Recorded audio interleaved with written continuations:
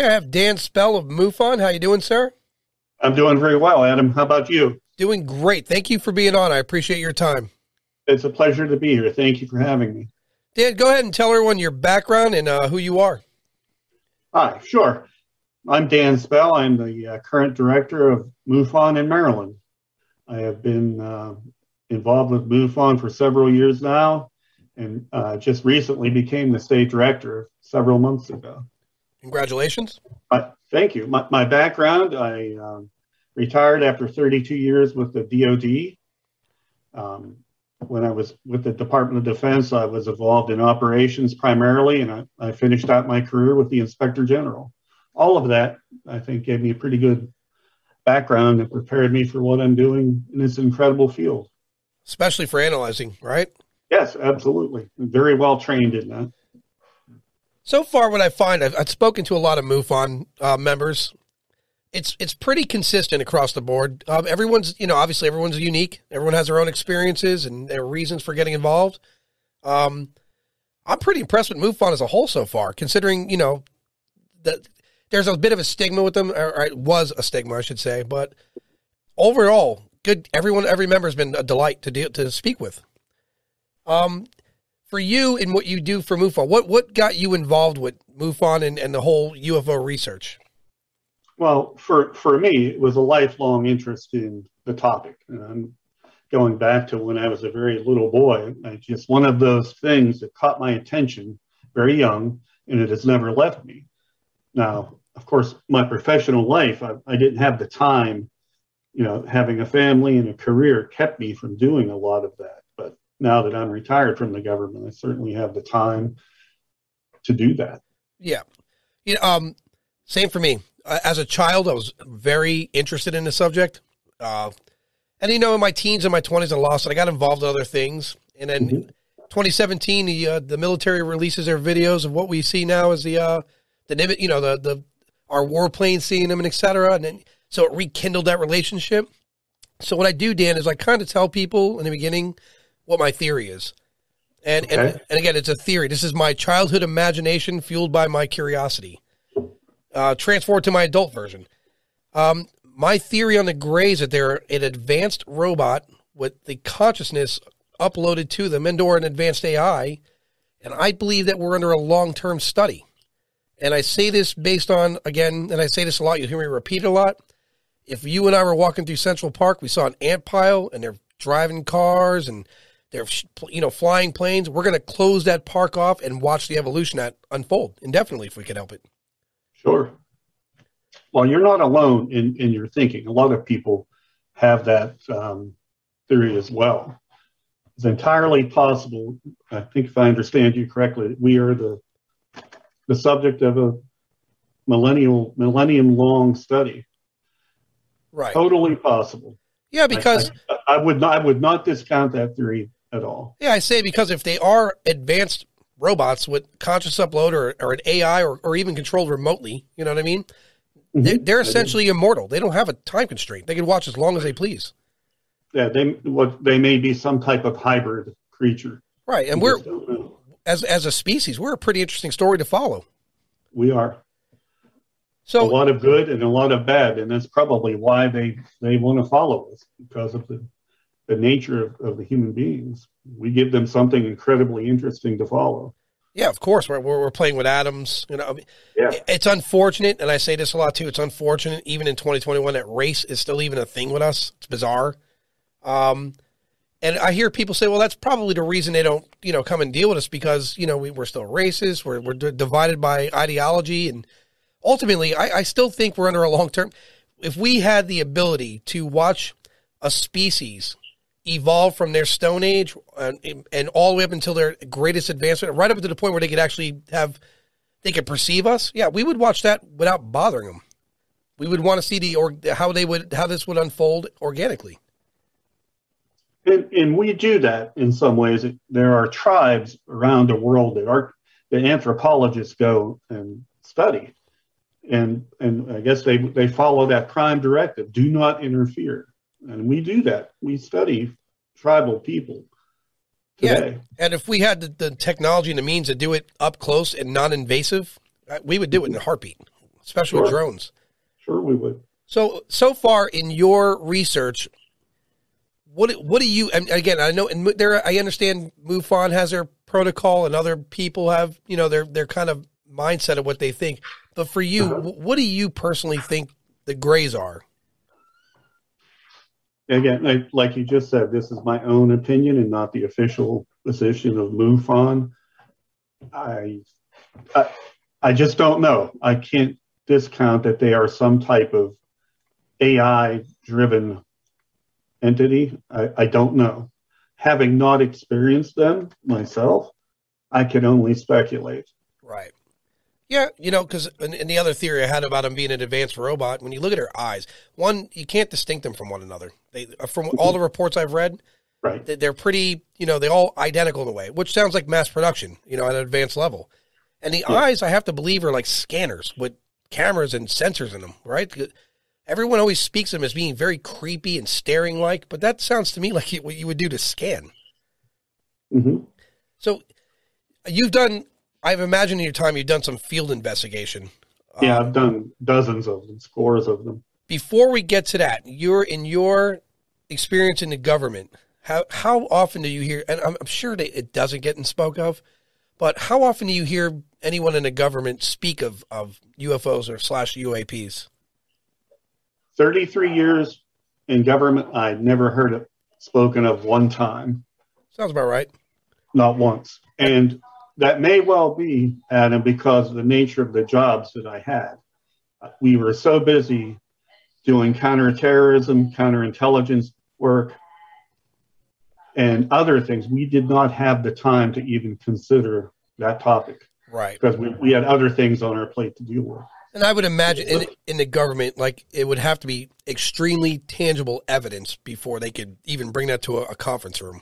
It would be. And the work that we did was driven by the national defense priorities. Everything that we did came down from the executive branch. We couldn't just say, hey, let's go look at UFOs and UAPs.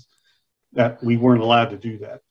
Everything we did was directed from above by the president. Right. And so for you, and I've heard there's a pretty strong protocol amongst MUFON as far as field investigation. Mm-hmm. Given your government background and some of your expertise, do you have your own kind of protocol when you're investigating these things? We do. We follow the MUFON protocol, and that is to be. You want the step-by-step description? Is that what you want? Well, no. I have a grand idea of that. I asked maybe what do you do differently? That's probably because I have the feeling you're a little bit more thorough. All of the Maryland field investigators follow the same process. We get a case reported to us, and my chief investigator, John Senya, will assign that to an investigator.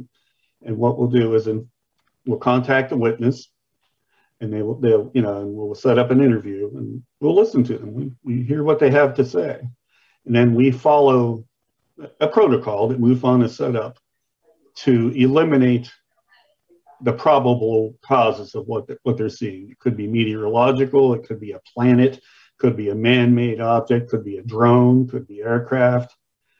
We try to eliminate all of those as causes of what the people are seeing. Yeah, it's a very disciplined approach. We use a pretty tough lens before we will declare something a UFO or a UAP. Right, and it's good to do that. You need a strong rule-out phase, right? Absolutely. And the key is when you do this job as an investigator, it's the same whether you work for D.O.D.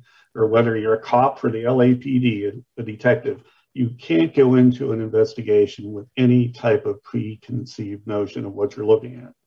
You got to be completely objective, open-minded, of course, but you can't go in there as a true believer and say, I already know what this is, because that's just not that's not good investigation. Yeah, it's cloudy judgment at that point.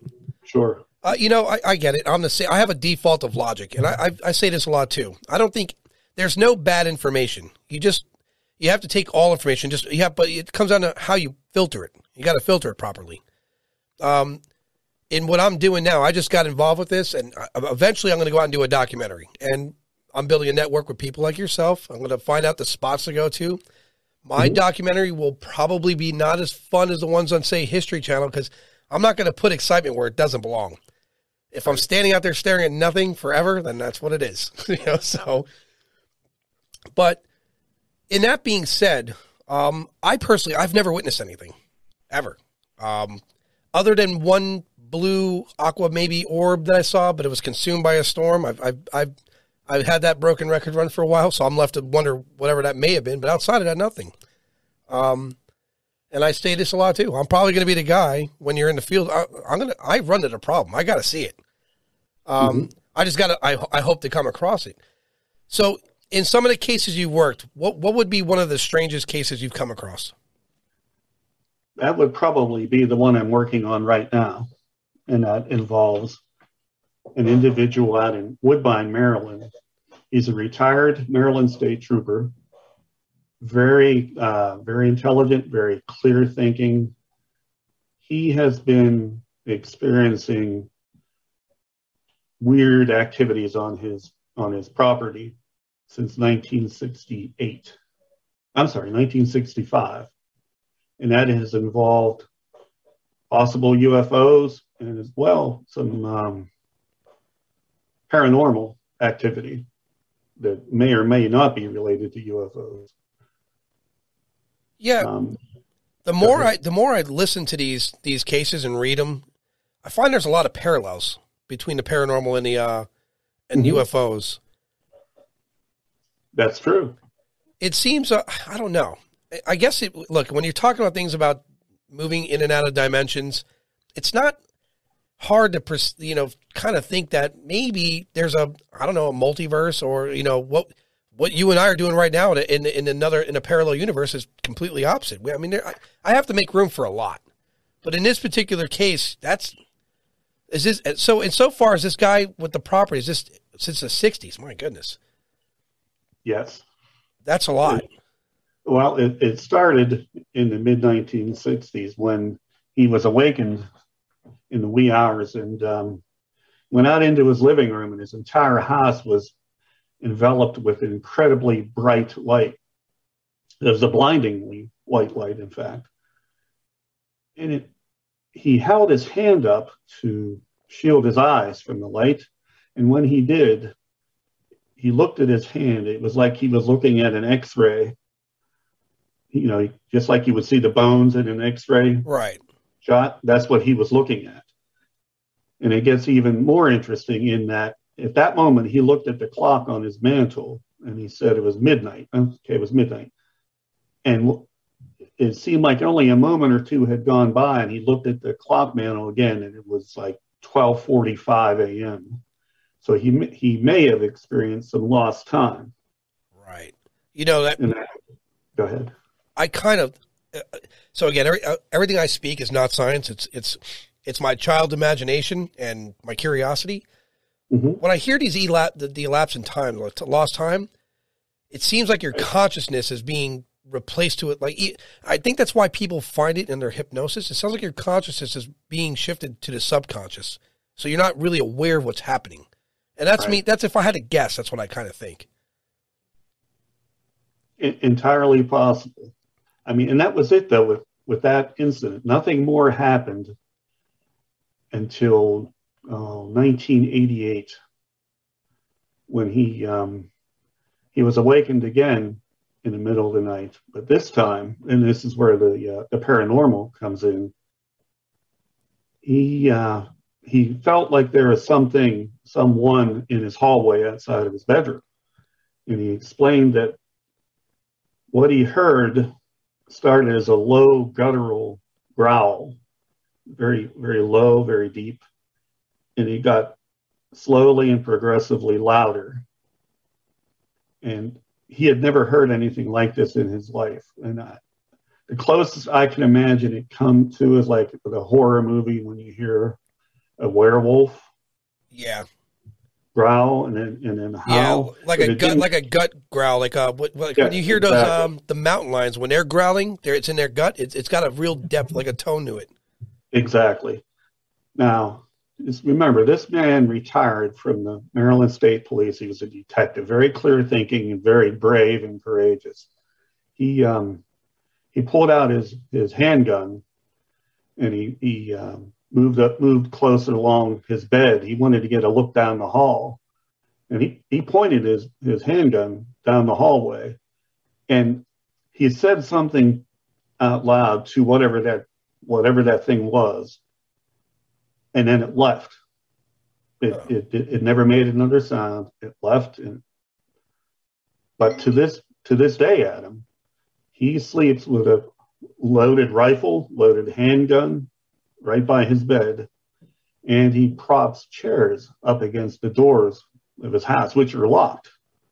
That is how profoundly he has been impacted by the activities at his home. Yeah.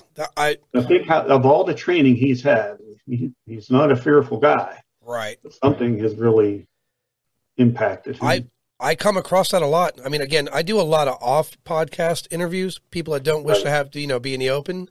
And this is mostly for the experiencers, but I hear that a lot. Their life and I've heard people about their marriages coming unglued because of their paranoia set in and their fears. I've heard of people had their careers come unglued. Sure. And some of these people were former psychologists. So this isn't just like a run-of-the-mill person. These are people, and I feel bad for them because they're very aware of the trauma of psychology, yet this fear overwhelms them so much that it consumes their life. So I hear that very commonly. So in this gentleman's case, what's going to be the resolve with him, you think? Sorry, that's my dog in the background. Yeah, that's fine. Feedback's good. Yeah. So more recently, beginning in March, April this year, he has, according to what he says, he has been visited multiple times by objects in the sky, beginning at about 10,000 feet, and some of them have dropped down to treetop level. One of them came down right above his home, and out of the object, there were 3 beams. Each one of them had two distinct lights, and they triangulated his home in incredibly bright light. And he described them as laser beam-like things. And when he looked at the ground where those laser beams were, they were moving back and forth like they were analyzing the soil in the ground, kind of moving back and forth very rapidly. And one of them left a large mark in his backyard. It's semi-elliptical shape, about 12 feet by 18 feet long. Wow. And they come fairly regular, maybe 3 times a month he's being visited by these things. They haven't done anything to him, but still it's pretty unnerving for him. You got to imagine so here's, I mean, I'm a weird person, Dan. As a kid, if something weird was going on, I'd run at it. I don't know what that. I say this a lot, but I'm the guy that dies in the movie right in the beginning. You know what I mean? Mm-hmm. I don't know why I'm like that.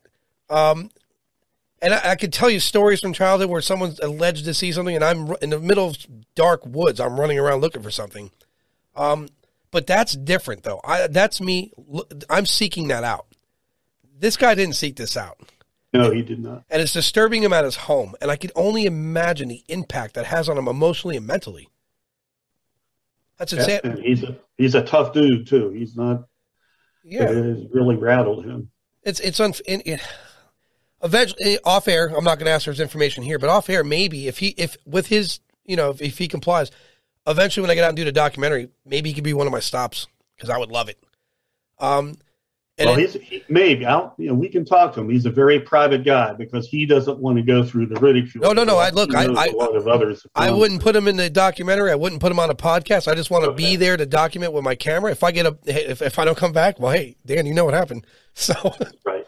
That's how I am. I want to document. I'm not looking for shock and all. I could care less about sensationalizing anything. I want real, organic document for my own wanting, for my own curiosity.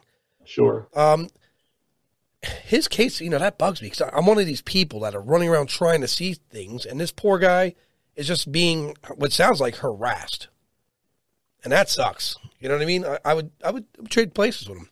The interesting thing about him, Adam, is he's very matter of fact about it. You don't see him; he doesn't appear rattled by it. This is what's happening. Yeah. but he sleeps with loaded weapons and doors propped against, or chairs propped against his doors. So. I don't blame him. I don't blame him at all. No. So what worries me is whatever these things are, if he takes out a rifle and starts shooting at them, Yeah, the crosshairs. And I advised him, please don't do that. Yeah, you might hit a neighbor.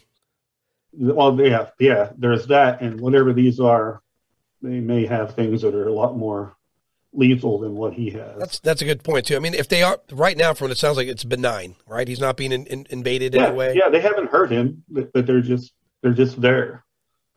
That's man. I don't know. Like, I'm sure. Look, just by what I'm hearing from him, he's not trying to document it. He more or less just wants it to go away. Well, he didn't even say that. He just wants to be heard. He wants someone to hear his story and listen to him. That's which we do. Yeah, that's a good thing too. Sometimes people, especially with that subject, now it's not such there's not such an issue behind it, because now we got military stepping up, former government stepping up. I forget who it was. Someone from Fox News that's really involved with government is saying something. I just learned this today. I'll have to read it again. But, it's there. It exists. It's undeniable. Something's in our atmosphere because our military is recording it.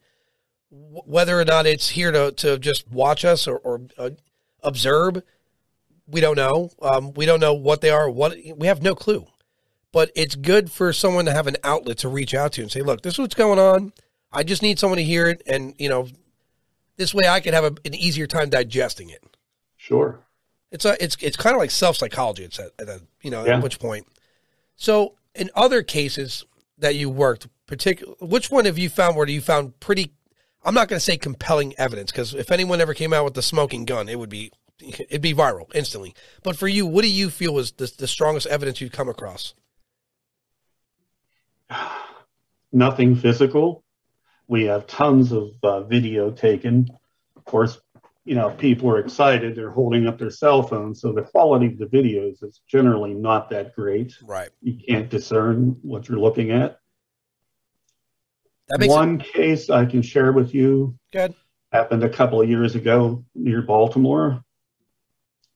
A fellow was driving. He just crossed over the Francis Scott Key Bridge, and he saw what he described as a black disc flying overhead. He didn't think anything of it. He went on his way. He went to do what he had to do, and he came back, and he saw it again. So he reported it. And when I was assigned that case, and I did my research on it, and I looked up the flight history of aircraft flying in and out of Baltimore for that day and that time. Excuse me. And what I found was supposed to be a helicopter flying out of Baltimore that took that exact flight path that he described, and he took pictures of it too. Right. But what was in the picture was not a helicopter. It was like the side or profile view of a triangular shape or an oval object. It was black. It was not a helicopter. Yeah, here's another thing too. What are we as a biological species able to perceive? The sense of awareness it's funny business, right? Because some insects are not very aware of us until we're right in their bubble, right? And then we pose an issue to them. They're aware of the movement. They're not fully aware of us. And if you think about like ants on the ground when they're running around, they're not looking up. They could care less. They have a schedule they're holding until right. you again get in their bubble or break their path. For us, if there's something with greater technology or if it's interdimensional, our ability to perceive it may not be there. Certain people, I find a lot of, and this isn't just for UFOs and ghosts, and I've been reading this a lot. A lot of people with severe head injury are capable of some pretty impressive stuff. Like there's a case of a man who injured his head in an accident, and he could play piano out of nowhere, or violin, whatever it was. So we don't know what's in our brain, what we can unlock, or what's locked. But when these people are seeing something, they're taking photographs, it's hard because you're right. It's the quality of the cell phone camera as it is improving isn't all that great. And 9 out of 10 times, a large portion of the reports I hear, the majority anyway, are, objects in the sky or lights in the sky. For an example would be that blue thing I saw when the storm was around. I know what I saw with my naked eye. But when you take your phone camera, like as I did, it's crap, because right. It's not going to be seen the same way as what your naked eye could see. And that's a little unfortunate. I have a high-end camera, but I don't walk around with it though. You know what I mean? Like I was walking a dog when I saw that. And that was the only time in my existence where I saw something in the sky I couldn't explain. And it didn't fly off, Dan. It was consumed by the clouds. So I'm left to wonder, and I live relevantly close to an airport, so that logic in my head's like that must have been a drone. It could have been just about anything. Where was Jupiter at that time? But for me, that's unexplained indefinitely until otherwise. Right. For you, how often are you getting called into cases? Are you finding it more now than prior? I think here in Maryland, we're holding pretty steady. We get about 6 to 7 a month, which isn't too bad for a state the size of Maryland and with our population. Yeah. Not That's far. held fairly steady. I want eventually here too, Dan. I'm going to have a lot of people that were on these podcasts that I interviewed. By somewhere in December, I'm going to have a large meet and greet with a lot of the MUFON and other researchers. Okay. And I'll welcome you to join it. Sure. Yeah, not far from you in Connecticut is a Mike Penicello, and he is the Connecticut state director. And I'd had a podcast with him not long ago, and he's very like-minded to you, and I find patterns, and I like these patterns too. There's such a variety of people in MUFON that it gives it a really good, diverse network. There's people with experience, people who have, like yourself, government backgrounds, other people with very scientific points of view. What I am noticing, there's not a lot of you guys all, like, say, month or maybe every quarter on Zoom, maybe communicating. I'm going to try to make the podcast a platform for you guys to do that, because there are a lot of interesting cases. And you're definitely an analyst. There's no doubt. I could hear. Oh yeah. That's what I was trained to do, and I think it serves me well in the position I have with MUFON. I think so too, and I'm gonna, especially when I get out on the road, I'm definitely gonna reach. You're definitely one of the people I communicate with, right? In that regard. So this way, because again, if I had to, I had ultimately thought this would take like maybe a year, right? But then I live in Florida. It's insane. Right. I'd be in Florida for 5 years recording if I had to do it that way, right? So I have to get a pretty good map about where I'm going, because my goodness, the Florida reports are by themselves. My whole career would be right in this state. I wouldn't even go cross country. Florida has had a lot of activity. It's everything. Well, no. Paranormal, UFOs.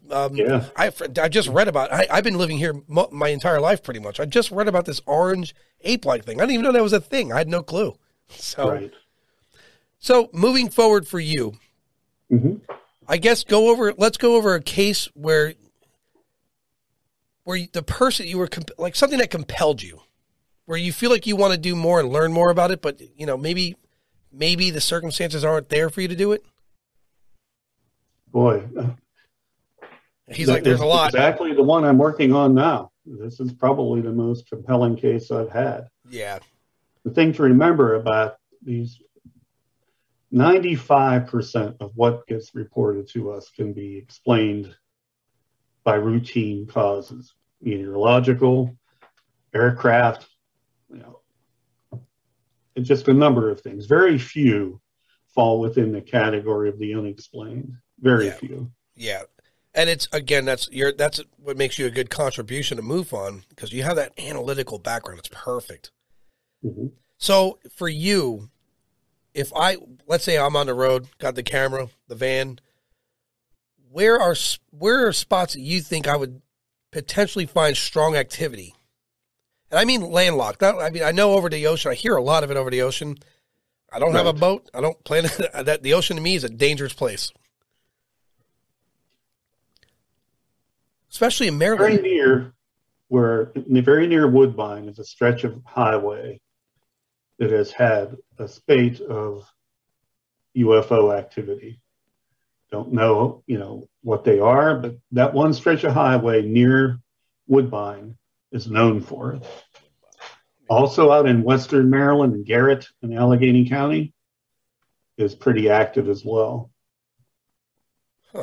But the entire state has activity, and that goes from Ocean City, Maryland, the whole way out to Deep Creek, Maryland, and everywhere in between.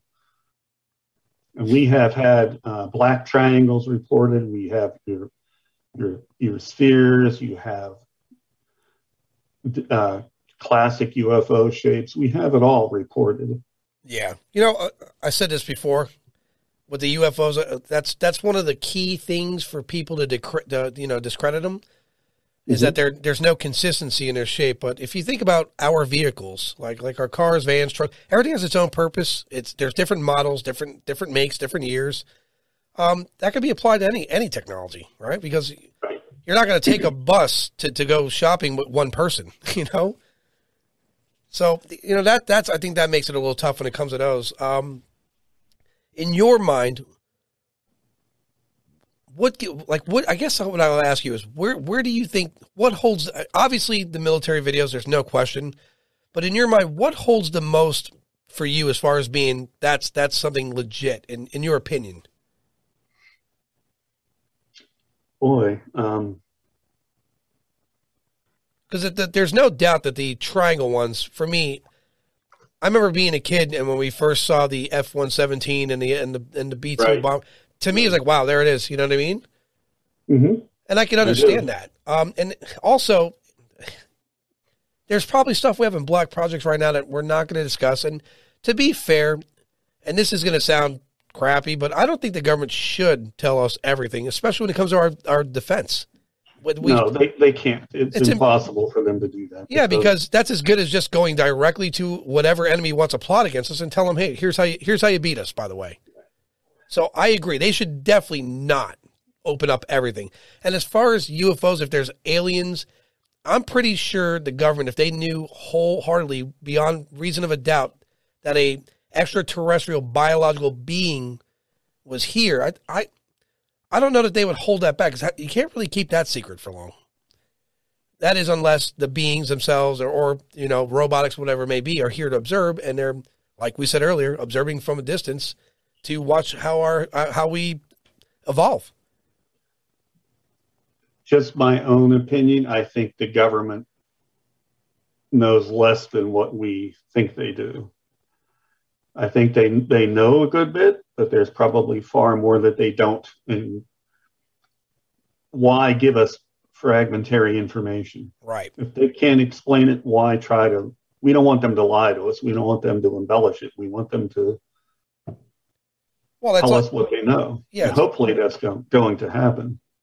Well, eventually, when you go to the board meeting and you're going to introduce a product, if you don't know every detail of the product, don't introduce it. It makes no sense. Exactly. So I get it. I mean, look, I stand behind a lot. I don't allow my curiosity and my imagination to run so far away where I'm pointing the finger, because I doubt nothing, because I don't know enough of anything to doubt it. And I always make room for things. I have to. Like, there's no doubt in this world, mysterious things happen. Things we can't explain happen. Very soon on the show, I'm going to have someone speaking about the afterlife, an expert about afterlife. Because for me, I don't know, that's the scariest subject I'm going to come across. That's another profound topic. Yeah. How much do you really, at the end of I get my curiosity, but at the end of the day, how much do you really want to know? Because will it affect my day-to-day life? Let's say I find out something I don't want to. You know what I mean? Right.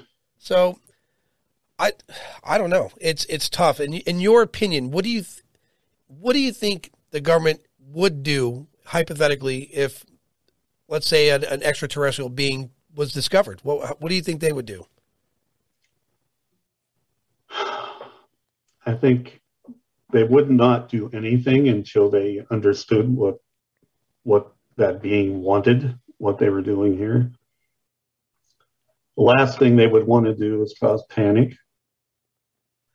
And they would not want to disrupt how people on this planet live. And that covers everything from religion to finance to culture, it just depends. We don't know. I mean, there may be transformative technologies that these creatures have.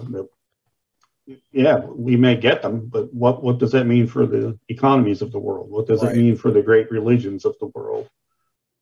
Yeah, those are big concerns that Very the government has to deal with. Here's another part to that again, and not to repeat, but here's the other one. We don't get along with us right now, right? We spend a lot of time and energy having divide, whether it be a red or blue flag, whether it be a religion or a race or a shade of color, whatever, for whatever reason that we have not evolved yet. And I can't say this enough. When I was a kid, I didn't understand. I grew up in Brooklyn, New York as a kid. I don't know what race is. I didn't learn that till I was a teenager, and it was, made aware to me by adults. I had no clue, nor did I care. And it shocks me in 2021 that we still find reason to divide. So I guess in this theory, if an alien or if an advanced life form from somewhere else approached our government, say, hey, here we are, and the government would say, well, perhaps you should take some time before coming out because we still don't like us. Exactly. And I We're do very tribal people. Yeah, it's sad. And will be for some time. It would be great if we could put that behind us, right? Because absolutely. If you think about it, I just discussed this with Steve Murrah yesterday. I was recently fascinated by ancient Greece and learned about some of these machines and inventions they had. And I was blown away. I was like, wow, how did they have these wonderful inventions? And what happened to them? Well, then I found out because the Romans took over and, their Catholicism at the time, certain things were considered to be witchcraft or against God or whatever it was. Essentially, we're 2,000 years behind the ball on technology. Sure. That's crazy to say, or else who knows where we'd be right now if we didn't have that, that holdback. Yeah, and it all goes back to greed, corruption, and tribalism. Yep. All of it. I don't know what to say moving forward for that because I'm watching current events right now. Still, we didn't learn. We're not changing, and it, that's unfortunate in itself. Even for like people, what you do, how many cases are out there where there might be something really compelling there, but someone doesn't come forward for fear of ridicule or other issues that socially would put them in a position? Because there's a lot of shaming going on. There's a lot of people that they're painted into a corner. They don't want to do anything. That's a very good point, Adam, because there's probably another 20% that could be added to our caseload because people will not come forward because they're afraid of being belittled and ridiculed. Yeah, sad. Unfortunately, there is a stigma that remains. And in fact, one of my very best friends in Pennsylvania, I've known him since we were in 8th grade. He ridicules what I do. He thinks it's crazy. There's no such thing as little green men. And his world is black and white. You cannot convince him otherwise. And I don't even try. Yeah. There are a lot of people like him. You can't, Dan.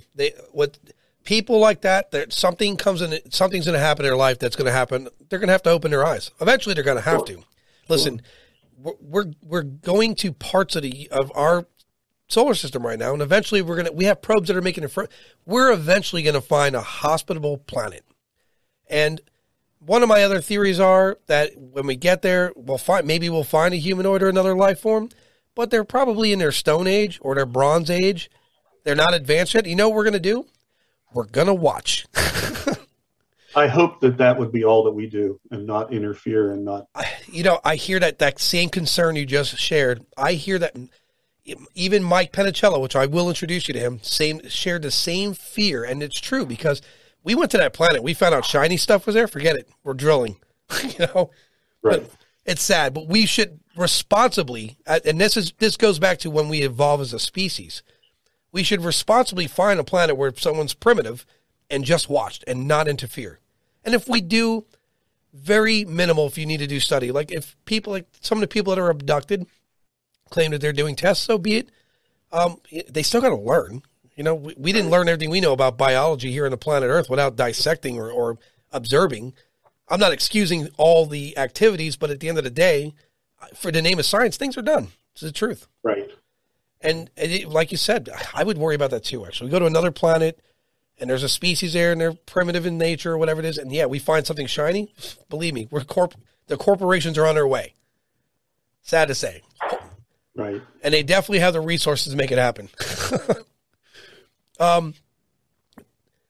Yeah, I think in the next 5 years, personally, especially with the Elons of the world, we're going to be discovering not just, what he's doing is great, but we're eventually going to find other planets, other star systems.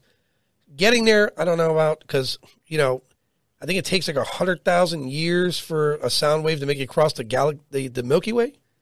Right. It's crazy. So, I don't know. I don't hold my breath on traveling that, but we will find something eventually. There's no doubt about that. The problem is, will it be as great as we hope for? Well, I don't know.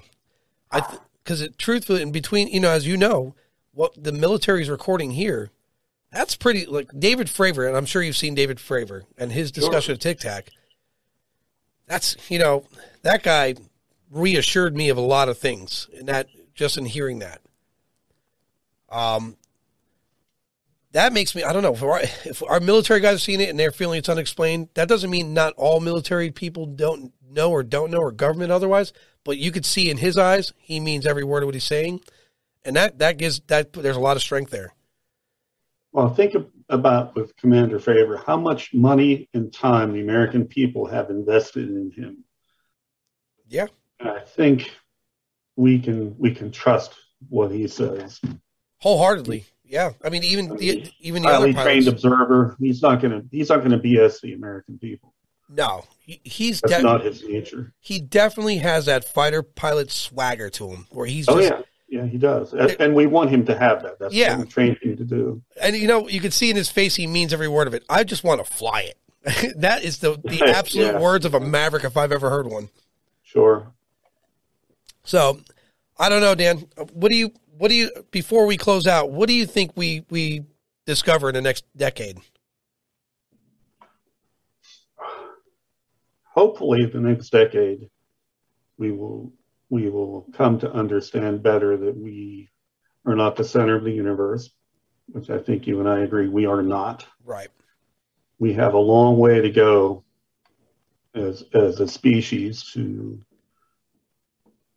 I don't know, to prepare ourselves to become people who can leave the Earth and visit other planets, because I don't think the other species out in the universe want us going out there with a tribal mentality. Definitely not.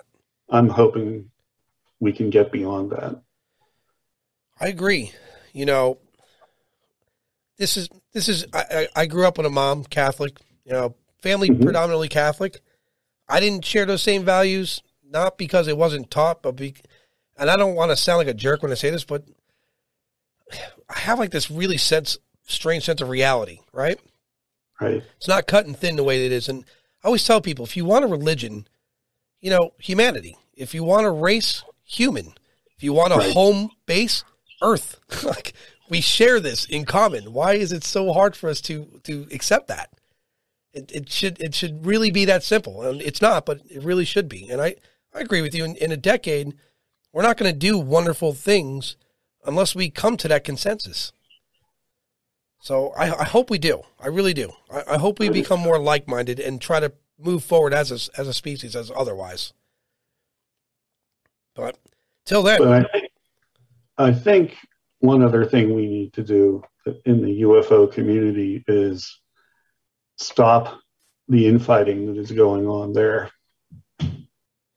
There are different schools of thought that attack each other. And that's got to stop, because that isn't doing the field any good. Agreed. We've been following that at all.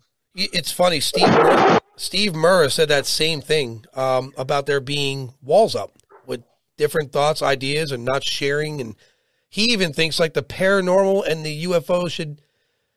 He's right. You shouldn't compartmentalize things, and that's not how science works. And theories and every great thing we have today came from imagination or theory, Mm-hmm. right? Because it wouldn't exist if someone didn't imagine it. And it's if you don't share the information and you don't, and you can't, you're definitely right. You can't ridicule someone for their train of thought or their belief system because you don't know. We don't know for certain. Everything we think we do know is always unproven somewhere, somehow. Right. So, yeah, I agree with you. Are you finding a lot of that, like in different groups where they're just, the ideas of one are not shared or they're not open to share? The UFO community is reflecting our American society as a whole. Right. You know, we have camps set up. We have one group of people studying UFOs who believe that whatever these are benign, totally benign. You know, they're going to come and bring peace, love, and happiness. We don't know if that's true. Then the other group of people saying, hey, wait a minute. These things, whatever they are, may pose a real threat to us as a planet and as a species of people. And they backbite each other. Huh. That's no good. You know, different schools of thought on what these are. Yeah, you can't do that because that's not science at that point. That's no better than having an ideology as like, I'm a Republican, you're a Democrat, I hate you. That's the same thing. Exactly. You can't do that. That's not. And the fact is, Adam, we don't know. We don't know what they are. We don't know what they want. Truth. I'm in this, Dan, I'm in this because I want to learn. And in 10 years' time, if I don't learn anything, I had a great time trying. Yeah. Not going to be disgruntled, not going to point fingers at anyone, or I'm not going to fly a flag because we see where that's gotten us in history. So I'll tell you what, Dan, here's what I plan to do. Like I was telling you earlier, and some of the other MUFON people are on board, some of the independent researchers. Once every few months, definitely December this year, I'm going to have a large meet and greet with everyone, have them in there and just discuss their cases openly. Just bring it to the table. And in the form of a podcast, it makes it more interesting. It gives it more purpose. And we'll do it every so often. I'll be happy to be the platform for that. Okay. Sounds good. I was just reading something too. Just got another email. Wow. So I'll tell you what, I have your information. I will I'll reach out to you when the time comes and we'll make it happen. I really want you to meet Mike Penicello. I'm going to make that happen straight away. Okay. Thank you. I look forward to meeting him. Yeah. Okay. He's a director. He's right there in Connecticut. I mean, it's not horribly far. And just that little network in yourself would be a good network to develop. Sure. But anyway, Dan, I've enjoyed your time. I really have. Thank you, Adam. It was a pleasure to meet you and talk with you. Indeed. And we'll definitely do this again. Believe me, I'm building this network. I intend to do it plenty more. All right. Sounds good. Have a good night, Dan. Thank you, Adam.